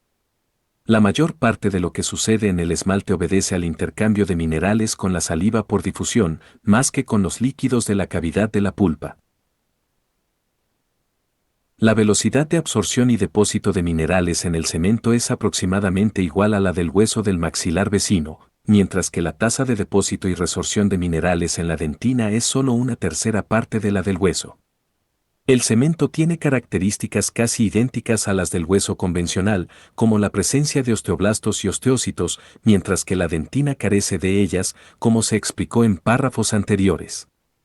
Sin duda, esta diferencia explica los diferentes ritmos de intercambio mineral. En resumen, en la dentina y en el cemento de los dientes se produce un intercambio continuo de minerales, aunque no está claro el mecanismo de este intercambio en la dentina. Por otra parte, el esmalte muestra un intercambio mineral muy lento, por lo que la mayor parte de la dotación mineral inicial se mantiene a lo largo de toda la vida. Las dos anomalías dentarias más frecuentes son las caries y la maloclusión. Caries significa erosión del diente, mientras que maloclusión significa que no se produce una interdigitación adecuada entre los dientes superiores e inferiores. Las caries y el efecto de las bacterias y de la ingestión de hidratos de carbono. En general, existe acuerdo entre los investigadores de la caries dental de que esta es consecuencia de la acción de las bacterias, de las cuales la más frecuente es Streptococcus mutans. El primer fenómeno en el desarrollo de la caries es el depósito de la placa, una lámina de productos precipitados de la saliva y los alimentos, sobre los dientes. Grandes cantidades de bacterias habitan esta placa y pueden provocar la caries con facilidad. En gran medida, estas bacterias dependen de los hidratos de carbono para su nutrición. Cuando disponen de ellos, sus sistemas metabólicos experimentan una gran activación y se produce la consiguiente proliferación. Además, forman ácidos, en especial ácido láctico y enzimas proteolíticas. Los ácidos son los mayores culpables de la génesis de la caries, debido a que las sales de calcio de los dientes se disuelven lentamente en los medios muy ácidos. Una vez reabsorbidas las sales, la matriz orgánica restante es presa fácil de las enzimas proteolíticas. El esmalte dentario es la primera barrera que se opone al desarrollo de las caries. Es mucho más resistente a la desmineralización por los ácidos que la dentina, sobre todo porque los cristales de esmalte son densos, pero también porque cada cristal de esmalte tiene un volumen 200 veces mayor que el del cristal de la dentina. Una vez que la caries penetra a través del esmalte hasta la dentina, el proceso se desarrolla mucho más deprisa, por el elevado grado de solubilidad de las sales de la dentina. Dada la dependencia que tienen las bacterias de las caries de los hidratos de carbono para su nutrición, se ha dicho con frecuencia que las dietas ricas en ellos provocan un desarrollo excesivo de caries. Sin embargo, la cantidad de hidratos de carbono ingerida no es tan importante como la frecuencia con la que se ingieren. Si se comen en pequeñas porciones durante todo el día en forma de caramelos, se suministrará a las bacterias su sustrato metabólico preferido durante muchas horas y el desarrollo de caries será muy rápido. Importancia del flúor en la prevención de la caries. Los dientes de los niños que beben agua con pequeñas cantidades de flúor desarrollan un esmalte más resistente a la caries que el esmalte de aquellos que beben agua sin fluorar. El flúor no hace que el esmalte sea más duro de lo habitual, pero los iones flúor reemplazan a muchos de los iones hidroxilo de los cristales de hidroxiapatita, lo que hace que el esmalte sea varias veces menos soluble. También se cree que el flúor podría ser tóxico para las bacterias. Por último, cuando se desarrollan pequeños hoyuelos en el esmalte, se cree que el flúor promueve el depósito de fosfato cálcico y cura la superficie del esmalte. Cualquiera que sea el mecanismo preciso por el cual el flúor protege los dientes, se sabe que las pequeñas cantidades de flúor depositadas sobre el esmalte hacen que los dientes sean unas 3 veces más resistentes a las caries que los dientes sin flúor. Maloclusión. La maloclusión suele deberse a una anomalía hereditaria que hace que los dientes de un maxilar crezcan en posiciones anormales. En la maloclusión, los dientes no se interdigitan bien y, por tanto, no pueden realizar adecuadamente su función de triturar o cortar. La maloclusión provoca a veces un desplazamiento anormal de la mandíbula sobre el maxilar superior y genera efectos adversos, como el dolor en la articulación temporomandibular y el deterioro de los dientes. Por lo general, el especialista en ortodoncia puede corregir la maloclusión aplicando una presión suave y prolongada sobre los dientes con los aparatos apropiados. La presión suave provoca resorción del hueso alveolar del maxilar en el lado comprimido del diente y depósito de hueso nuevo en el lado distendido. De esta forma, el diente se desplaza poco a poco a su nueva posición, dirigido por la presión aplicada. Alfada T, Sale AM, Owiyer P, Heibel JP. Calcium Sensing Receptor 20 years later. Amge Physial Cell Physial. 2014. 307, C221. Bauer DC. Clinical Practice. Calcium Supplements and Fracture Prevention. N. English J. Med. 2013, 369, 1537. Crane J.L., KOX, Bone Marrow Mesenchymal Stem Cells and TGF-beta Signaling in Bone Remodeling. J. Glenn Invest. 2014, 124, 466. Elder C.J., Bishop and J. Ricketts. Lancet. 2014, 300.